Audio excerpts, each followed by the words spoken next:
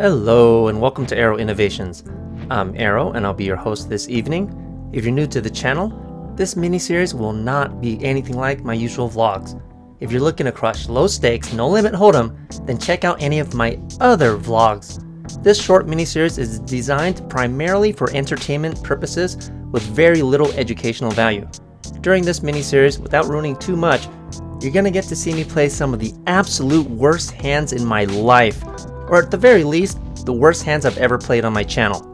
Welcome to my 24-hour poker marathon challenge. Here are the rules. I have a $3,500 stop loss, which is just slightly over 2 full buy-ins. It's what I normally carry with me on a daily basis when I head out to play 2-5 deep stack. My goal is to last a full 24 hours of playing a marathon poker session without sleeping, without any breaks, and without any food or drink. Why in the world would I set out to do something so incredibly stupid? And what's with the no eating or drinking?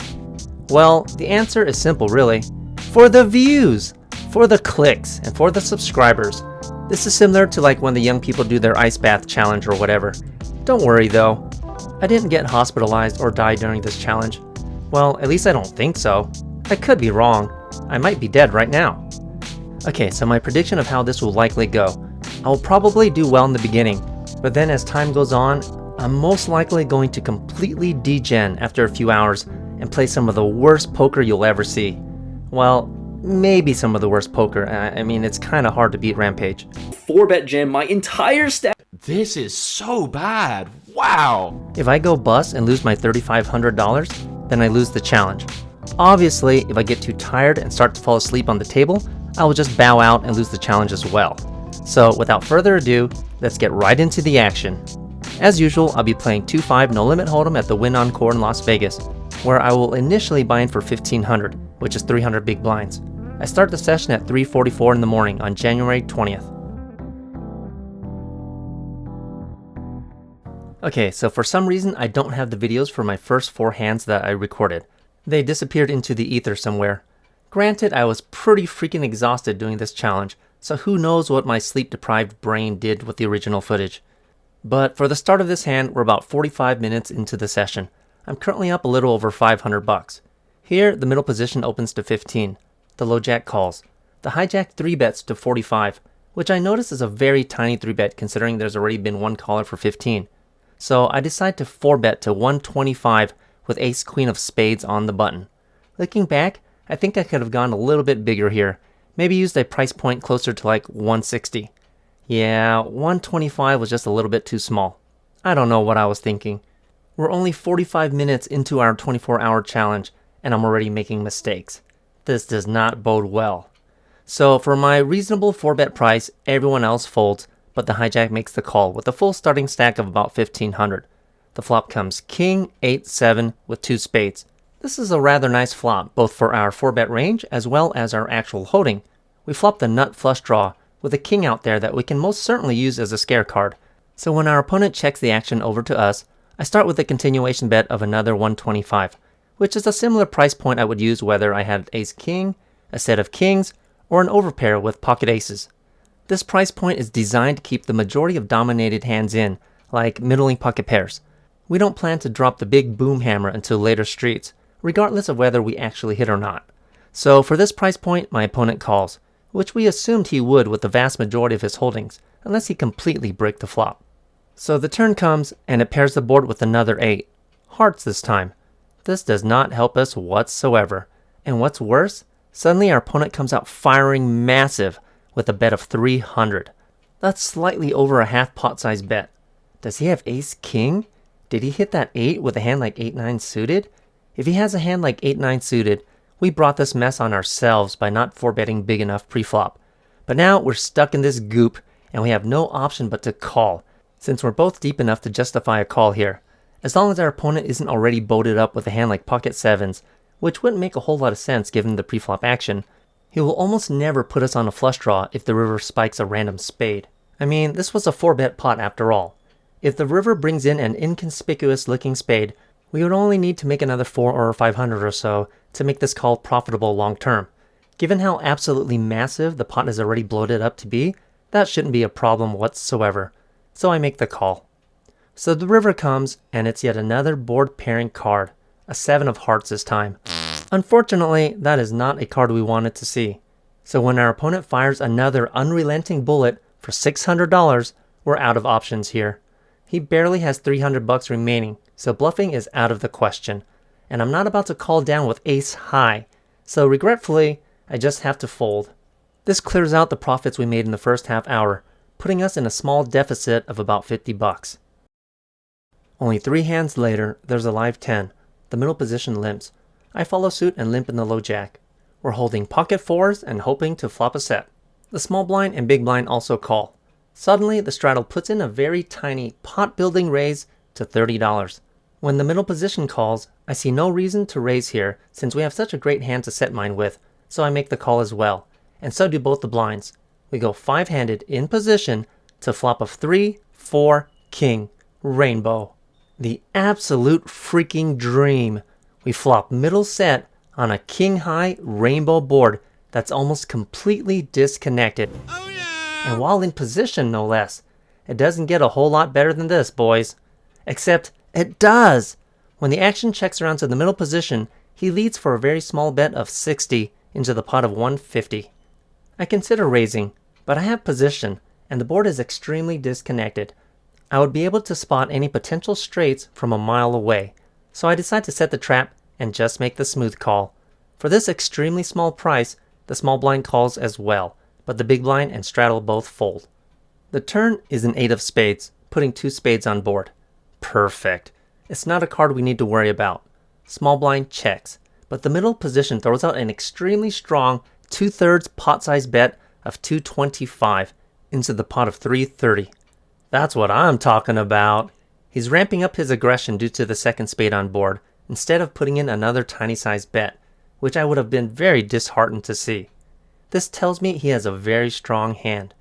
Good. I want him to have a strong hand here. This means he won't fold when I raise the action up to 525. My raise isn't too large because I think our opponent is drawing extremely thin.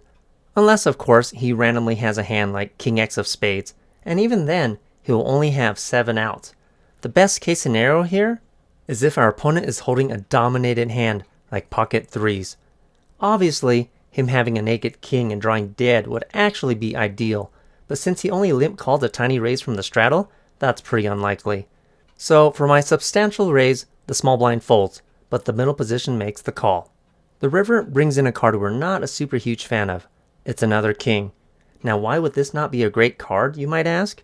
Because when you have a set on a board with no straight or flushes possible, it's better for it to remain a set and not quote unquote upgrade to a full house. This is because on the flop, I had the effective nuts. No one's going to be holding pocket kings here given the pre-flop action. So when the top card pairs, it's very possible our opponent could be holding some sort of silly suited king here, like king 3 or king 8 of clubs maybe, which would now make a bigger full house. But when our opponent checks, I only have about 850 behind, and I'm not about to pass up an opportunity for a full double up, meanwhile being afraid of a potential boogeyman. So I go all in for my remaining stack, and our opponent snap calls. I table our hand, and our opponent flips over pocket 3s for the one exact hand we were hoping he had. We get a full complete double up less than an hour into the session. Barely 5 minutes later, the low jack opens to 15. The cutoff calls. I call in the small blind with king jack off suit, and the big blind calls as well. We go 4-handed to flop of deuce, 5, king, rainbow. This is a better than average flop. We flop top pair with a pretty decent kicker on a relatively dry board. I start with a check, and the big blind does as well. The original raiser throws out a continuation bet of 20, which is only a third pot size bet. The cutoff folds. In a 1-3 game, this might be construed as weakness, but in a 2-5 deep stack game, our opponent could have anything here, from a bigger king, a set, or even pocket aces. He knows that he doesn't need to bet very big on a rainbow uncoordinated flop, so I just smooth call, and the big blind folds. We go heads up to a turn, which brings in an ace of hearts. Not only do we not improve, but if our opponent were holding a random ace X type of hand, he just took the lead. So of course, I check again. And again, he throws out another extremely small bet of 35 into the pot of 100. Aw, damn it. I kind of wish he used a bigger bet sizing so I could fold. This is such a milky bet. But it's actually an extremely good bet sizing when we're heads up and he has position. I almost want to fold, but I can't for this price, so I tag along for one more card. Unfortunately, the river brings in a 9 of clubs, which does nothing for us. So I have to check for yet a third time, and our opponent finally checks as well. I table our hand, but it's no good. Our opponent turns over King Queen for a slightly better kicker. He played his hand really well on the turn to squeeze an extra $35 out of us when we would have folded to a slightly larger bet.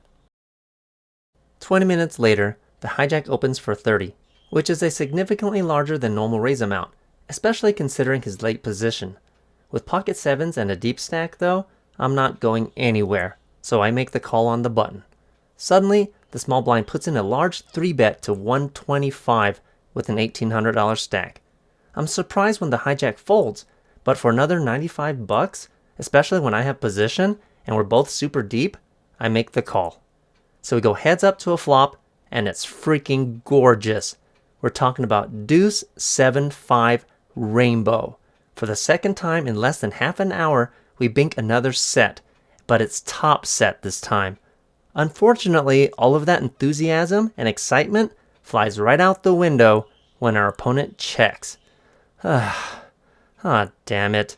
He must have some stupid ace-high type of hand. And what's worse is he made the same exact maneuver earlier in the beginning of the session, and then he just check-folded after I flopped a queen-high flush.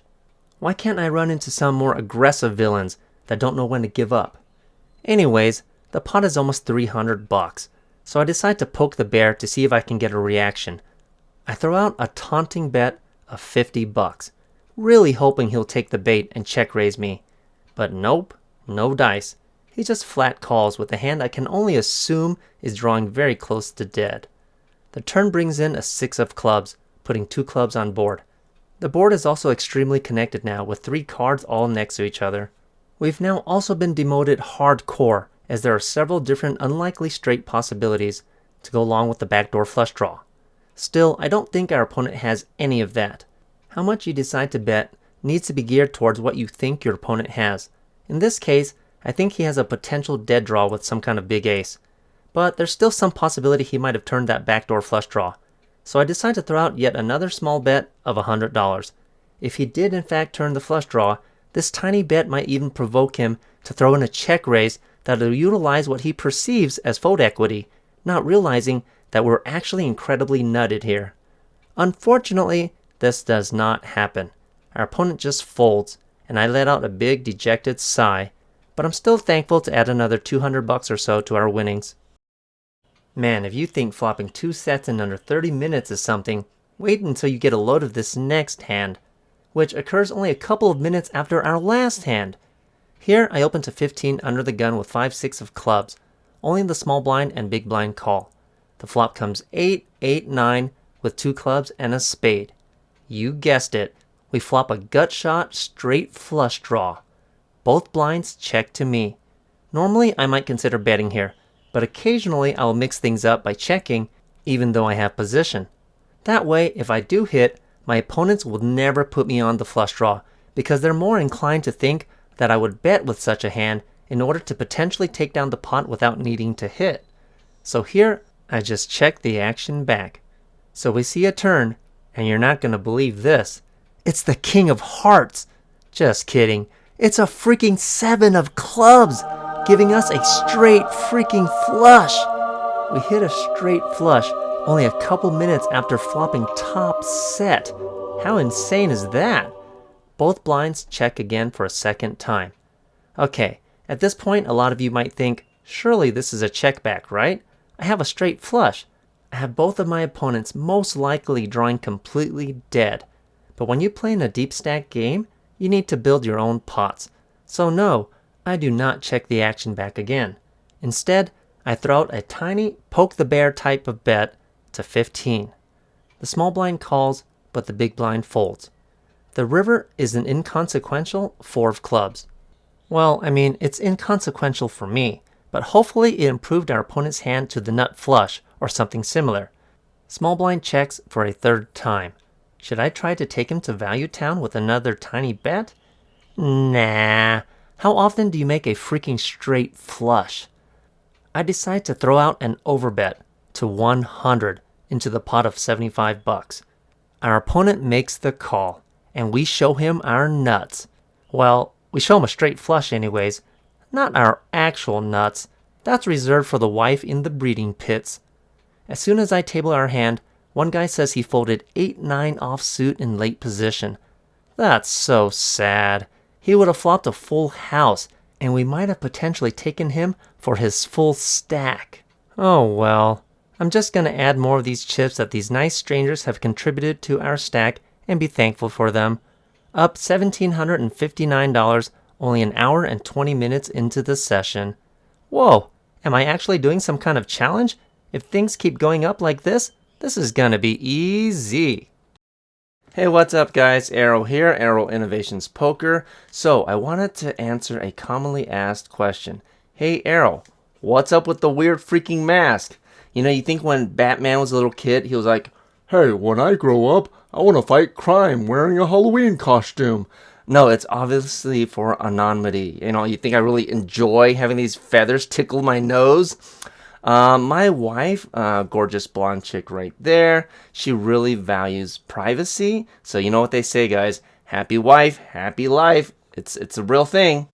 Secondly, I have a couple of announcements to make. First ever meetup game, guys. This Sunday, Easter Sunday, I'm going to be playing it between 2 to 4 p.m. on 3 different tables. We're looking at the 1-2, the 50 cents and $1, and the 25 cents, 50 cents stakes. I'm going to be giving away tons of cash prizes. It's going to be a full 100 big blinds for any of those stakes. So that's $200, $100, and $50 for whoever has the biggest stack at the end of the 2 hours that I'm going to be playing at. Also, the High Roller Club has just merged with the Round Table Club on Club GG. What does that mean for us? We're still going to be called the High Roller Club, but the Round Table Club is taken over for their accounting. Okay, so the Round Table Club normally only offers a max $100 first-time deposit bonus. However, they've agreed to honor my previous arrangements. Remember in my last video I mentioned how if I drop $2,500 to sign up, I get an additional $500 on top? Well, they're going to honor that. So for this week only, they're going to allow up to a $500 first-time deposit bonus. Even if you've already gotten a first-time deposit bonus previously with the High Roller Club. That's right. So you get another first-time deposit bonus even if you've already had one previously, and you get it through Roundtable up to $500.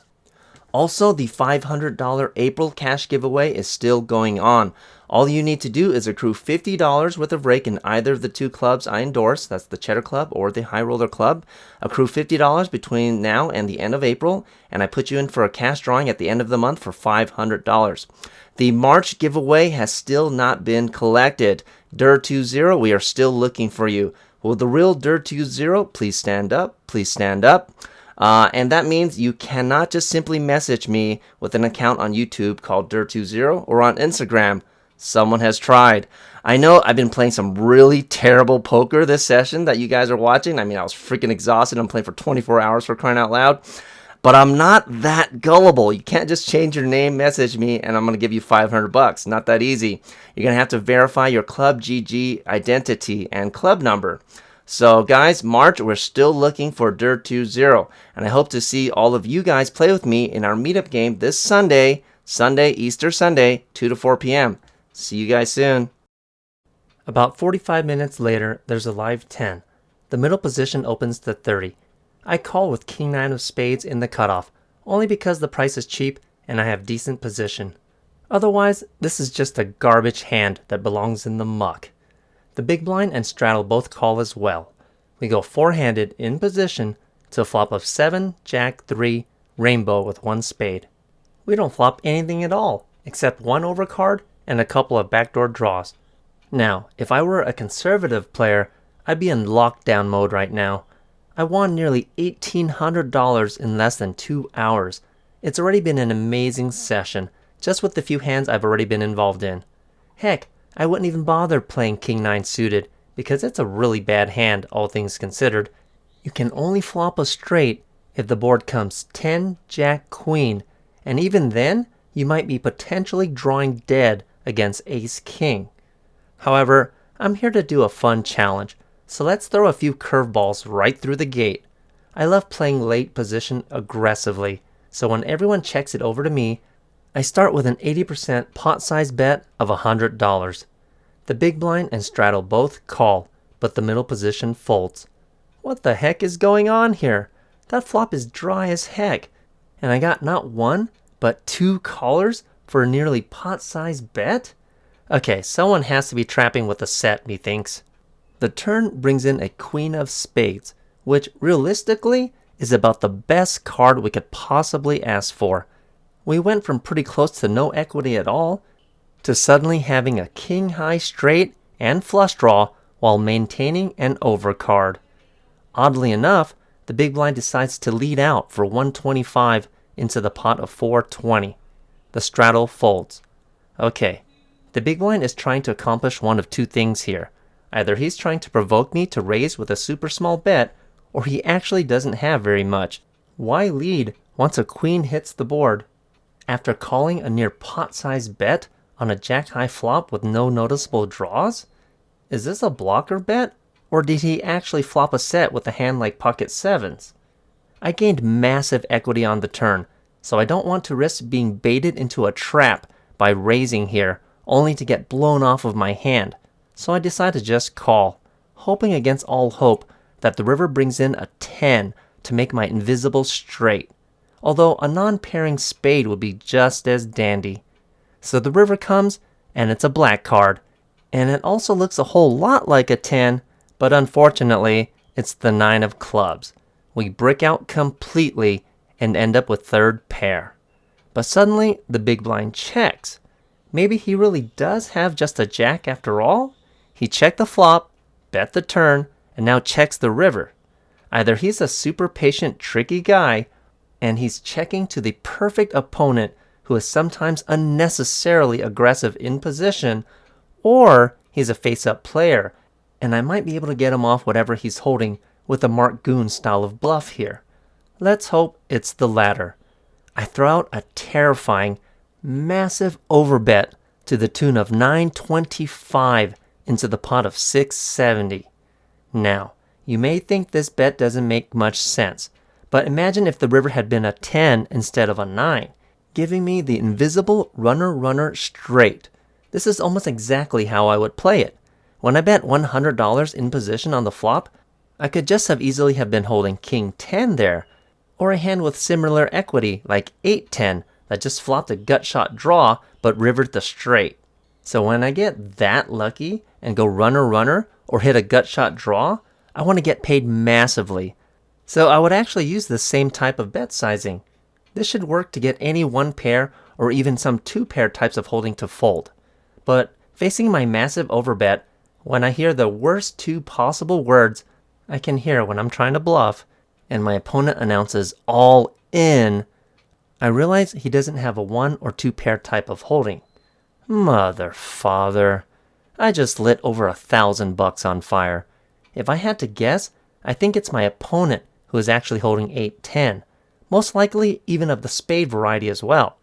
That would make the most sense given the action, and he just hit the perfect freaking river to get paid off from my positional bluff. Now imagine if the river had been a random spade instead. Sigh. Nothing to do here but fold, cursing my aggressive playstyle for giving back most of my winnings in a single hand. About 5 minutes later, I limp under the gun with 5-8 of hearts because I'm obviously still tilted. The middle position limps as well. Suddenly, the button throws out an incredibly massive 10x raise to 50. Okay, this is an incredibly non-standard and unusual raise amount. It gets even more weird when the small blind and big blind both call. What the heck is going on here? This isn't the Absolute Nuts channel. 2-5 players don't normally raise 10x. And how the heck did he get not one, but two callers for that price from the blinds? Oh, screw it, I'm in too. I make the call, and the middle position does as well. We go five-handed in this crazy 10x raise pot to a flop of 6-4-6 with two spades and a heart. Once again, I flop a whole lot of donkey balls, except a couple of backdoor draws. Thankfully, the action checks around, which is extremely weird because I would have thought that most of these guys are holding pocket pairs. I mean, who cold calls a 10x raise out of position unless you're holding some sort of pocket pair, right? So the turn brings in a 3 of diamonds, improving our hand to a sneaky open-ended straight where a 7 would give us the nut straight. No one has expressed much interest in this hand, so when the small and big blind both check, I lead for a near half pot size bet of 115 into the pot of 250. The middle position and button both fold, but the small and big blinds both call. This pot has ballooned to nearly $600, and I'm sitting here quite literally with 8 freaking high, potentially even drawing dead if one of our opponents is holding pocket 3s, 4s, or 6s. So the river brings in a 9 of spades, completing the front door flush. Both opponents check for a third time. Okay, let's break this hand down logically. I think a bottom set type of hand, like for instance if one of them were holding pocket 3s or 4s, would have check raised or at least led out by now. Bottom set is a very vulnerable hand, especially in a situation where the top card has paired. It wouldn't want a hand like 6-7 or something similar to draw to a bigger boat, so we can most likely remove those types of hands off the table. Both of my opponents have played this hand incredibly passive. If they really are holding pocket pairs of some sort, like for instance 7s, 8s, or even 10s, they're not going to like that river card. Sure, one of them could have been on the flush draw, but that would be pretty random. Plus I think they would have just let out on the river. Thankfully, I have positioned to the 2 players who called my bet on the turn. Hopefully, I'm not about to get trapped for a second time blasting off with air. You would think that someone who just got caught setting over $1,000 on fire only a few minutes ago would have learned his lesson by now. But I just can't help myself, and thankfully, none of my opponents got to see the last hand since it was never shown. So, if at first you don't succeed, try and try again. Well, if you still have chips anyways, I throw out yet another overbet as a bluff, firing out $800 into the ether. Both of my opponents snap fold, and all of my chips boomerang right back to me along with this near $600 pot.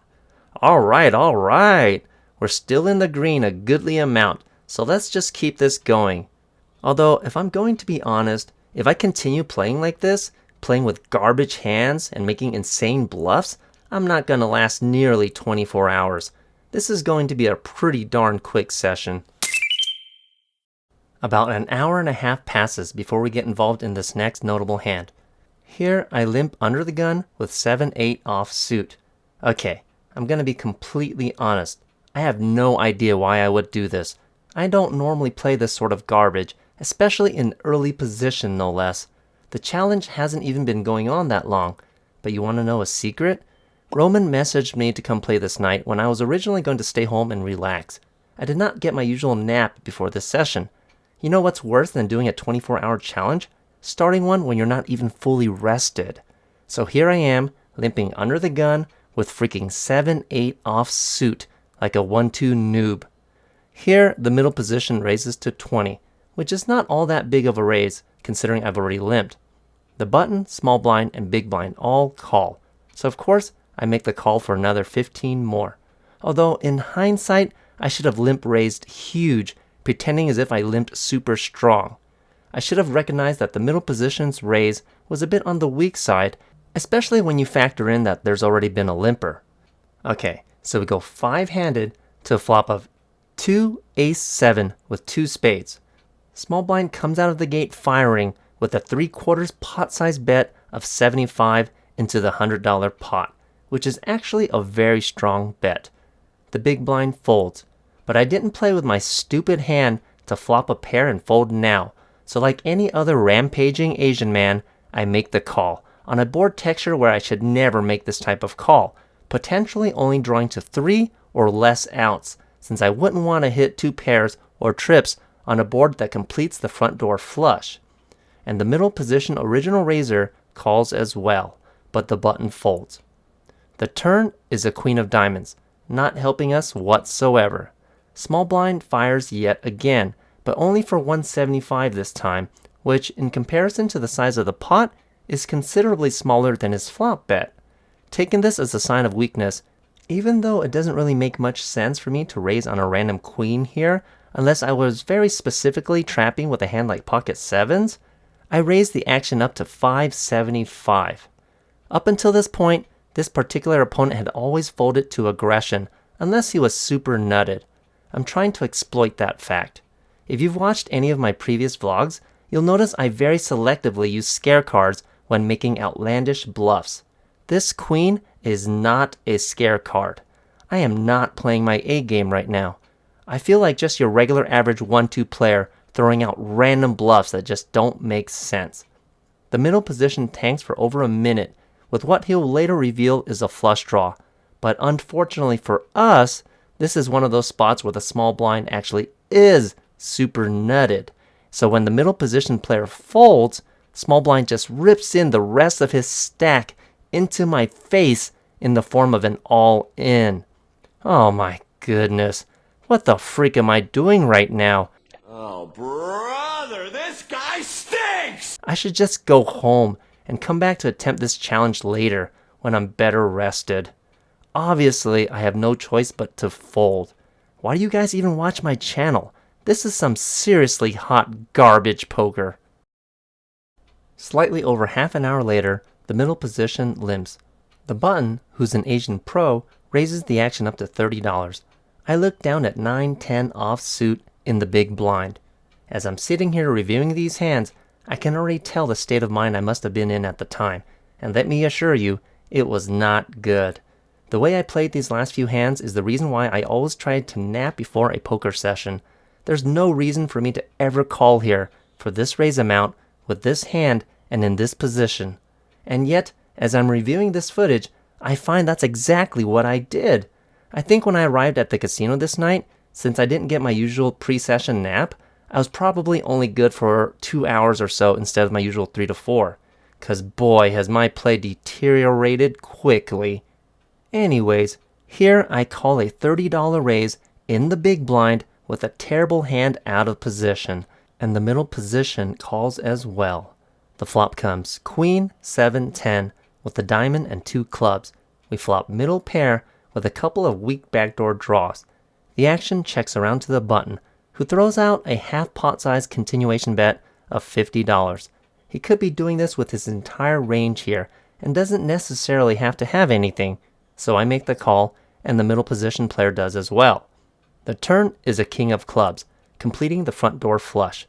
Ace-jack turns the nut straight and 9-jack turns a straight as well. I'm just about done with this hand, but when I check, the other 2 opponents do as well. The river is a 10 of diamonds, improving us to trip 10s with a kicker that doesn't play. Normally out of position, this is just an easy check. I lose to both straights, I lose to the very obvious flush, and I also lose to ace 10 as well. But then again, normally I would never play 9-10 offsuit to a large raise amount out of the blinds. So when I'm in this state of mind, I can't help but bet since my current hand holding has improved. I lead for 150 into the pot of 245. The middle position player makes the call, but the button folds. I declare that I have tripped 10s, but the middle position player tables 3-5 of clubs for a baby flush. Please let me win one time. I lose another decent sized pot, getting involved with a hand that I should have folded pre-flop. The 24-hour challenge has barely even begun. If you learn anything from this video, you should learn that a person's brain needs ample sleep to be able to function at peak capacity. Normally, I take various steps to ensure that I play my A game every session. I never eat at the table. I nap before every session, and I normally only play short 3 to 4 hour sessions to make sure that I don't get too tired or too bored. If you watch my normal vlogs, you'll know that I play so much better when these conditions are all met. Even something so simple as not getting my evening nap causes me to play like a complete amateur barely 4 hours into this session.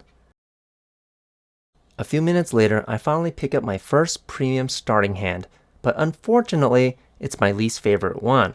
Oh yes, We're talking about the accursed pocket kings. Here, I open to 15 in the middle position. Everyone folds around to the blinds.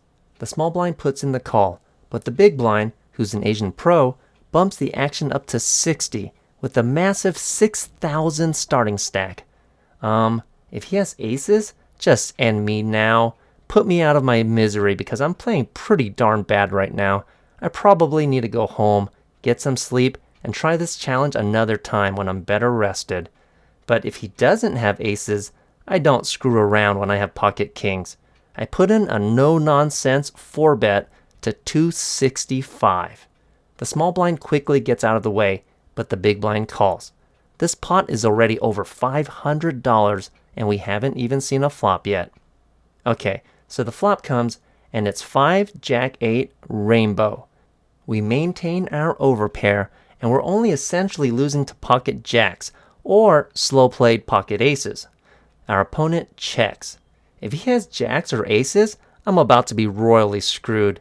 But if he has pocket queens, maybe we can finagle a juicy double up and put us up back in the green. I start with a 30% pot size bet of 175 into the pot of 545. Our opponent makes the call, which I imagine he would do with most of his pocket pairs, from pocket 9s, 10s, or queens. The turn brings in a deuce of hearts, keeping the board perfectly rainbow, meanwhile not changing anything whatsoever. Our opponent checks again. I'm a big fan of this deuce.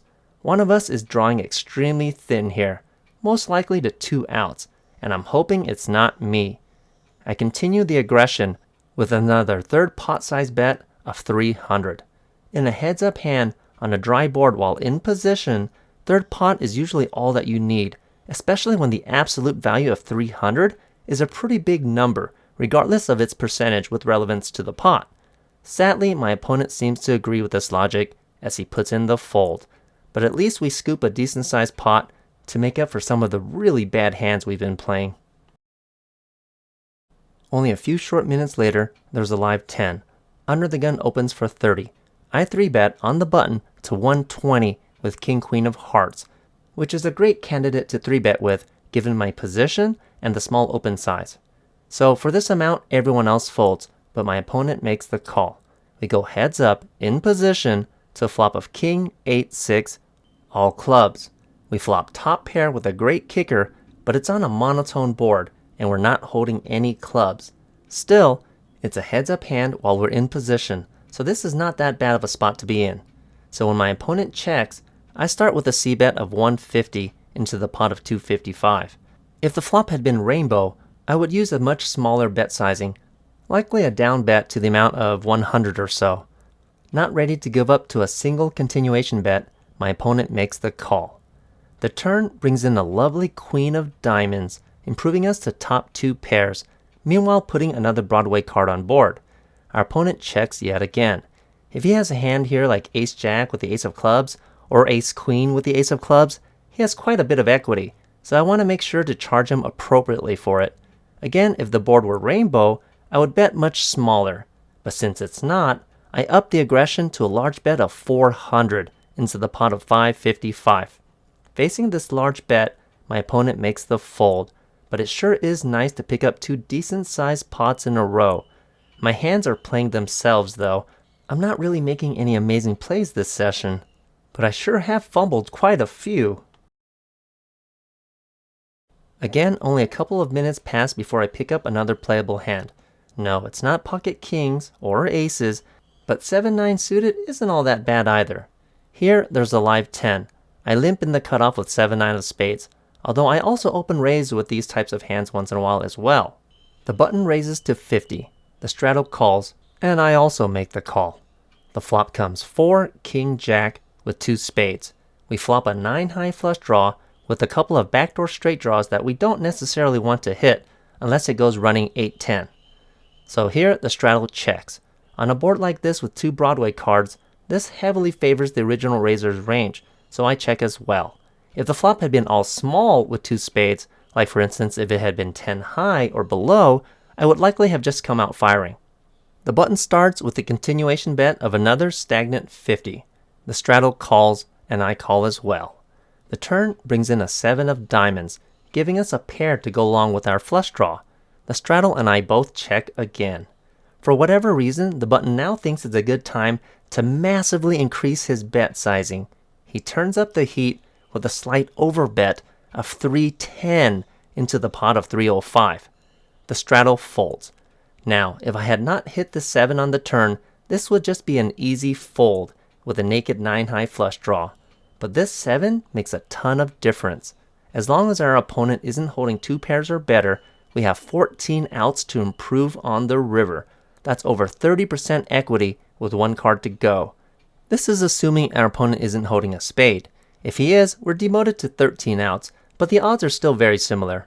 And if our opponent also only has a flush draw here, as long as it's not the king high flush draw, we've actually just become the new favorite. Even if that 310 were the last of our opponent's chips and he'd gone all in, I would still only be down a few short percentage points making this call. However, our opponent is not in fact all in. We both have over 1,500 remaining, so that's a ton of implied odds that we can take advantage of if we hit, especially if we hit an invisible card like another 7. Even if I just hit a spade, I don't need to bet very large on the river to make this call profitable long term. So I make the call. And lo and behold, the river is the miracle card we were hoping for most. It's a 7 of clubs, improving us to trip 7s and the invisible out that our opponent will most likely not put us on.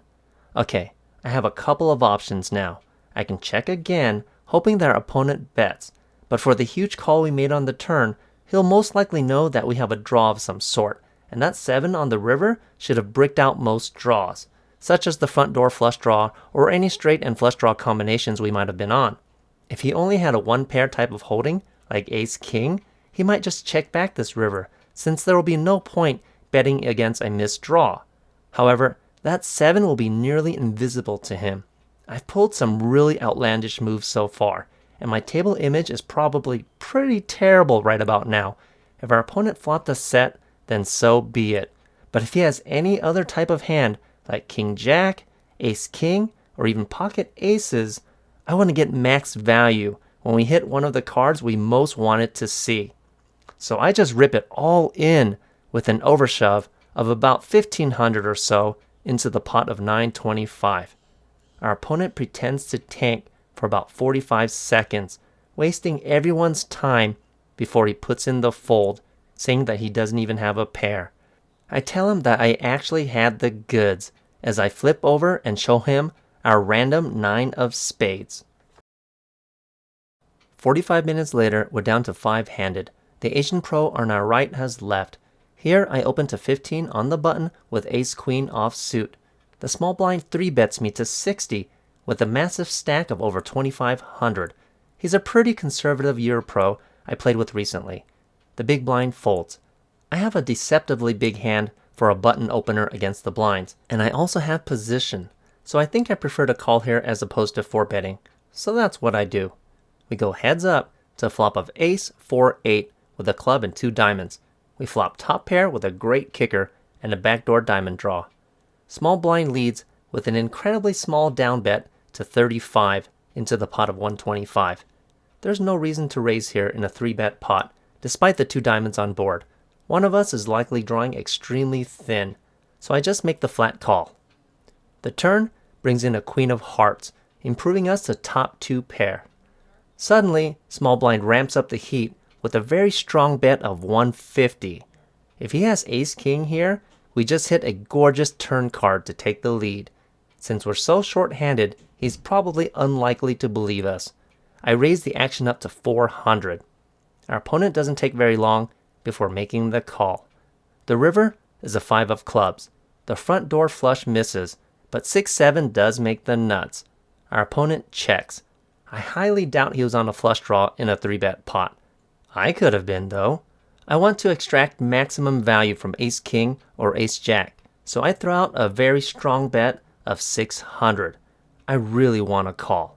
But unfortunately, after 45 seconds of tanking, that's not what I get. Our opponent does not make the call. He doesn't fold either. He check raises to 1400, using a size that just screams he wants to be called. He definitely does not have ace-king here, or any other one-pair type of holding. In the best case scenario, we're chopping. But coming from a conservative player, I think if he had ace-queen, he would just flat call here, not raise.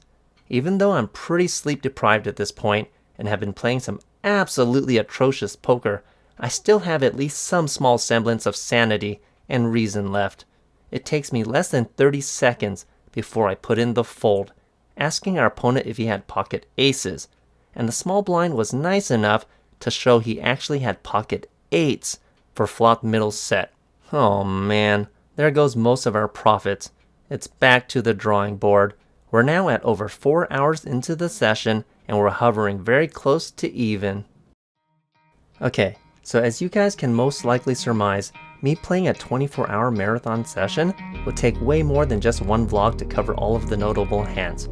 This series will most likely continue to include at least another couple videos or so. If you like the action I provided so far, including my many massive punts, please consider liking this video and subscribing to the channel.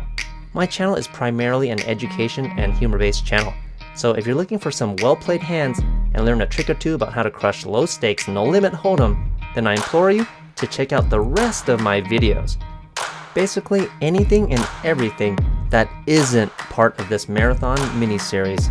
I hope I've been able to provide some suitable entertainment for you all today, and as always, I hope to see you in the next video.